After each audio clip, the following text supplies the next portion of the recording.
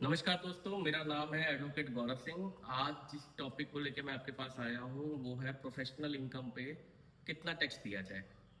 दोस्तों, अगर आप एक प्रोफेशनल हैं, लाइक सीए हैं, एडवोकेट हैं, इंटीरियर डिजाइनर है, या कोई भी ऐसे प्रोफेशनल है जिसका अथॉरिटी ने प्रोफेशनल इनकम में बुक कर रखा है, आपको मतलब आपको ऑथराइज कर रखा है कि आप प्रोफेशनल इनकम बुक कर सकते हैं, तो उस कंडीशन में जो है आपको अपनी इनकम का सिर्फ 50% पार्ट ही जो है वो टैक्स देना है।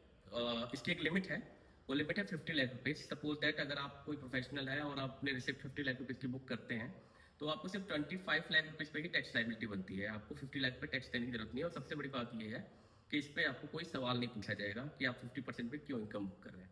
इन सम केसेस अगर आप अपने रिसिप्ट का 95% जो है वाइट में बुक करते हैं, लाइक आप यूपीआई से पेमेंट ले रहे हैं या चेक से ले रहे हैं, डिमांड ड्राफ्ट से ले रहे हैं, या एनी अदर मोड जिससे आपकी पेमेंट सिर्फ अकाउंटिंग बुक ऑफ अकाउंट्स में मेंटेन हो रही है, तो उस केस में इस लिमिट को बढ़ा के 75 लाख तक किया जा सकता है।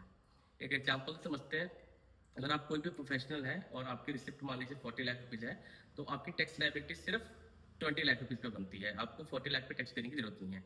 लेकिन अगर आपकी इनकम का 95% पार्ट वाइट से है और आप 75 लाख की रिसिप्ट बुक कर रहे हैं, तो उस केस में आपको सिर्फ 37.5 लाख 37.5 लाख रुपीज पे ही सिर्फ आपको टैक्स देना है। इसके ऊपर पे आपको टैक्स नहीं देना है। जो आपकी टैक्स लाइबिलिटी बनती है वो इसी पे बनती है। इस सेक्शन का नाम है सेक्शन 44A डी।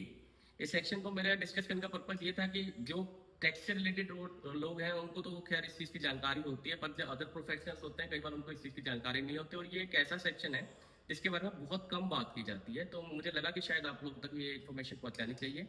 और ऐसे ही अदर इन्फॉर्मेशन के लिए आप मुझे लाइक करिए, सब्सक्राइब कीजिए और शेयर कीजिए, और मेरी वीडियोस को देखते रहिए। धन्यवाद दोस्तों।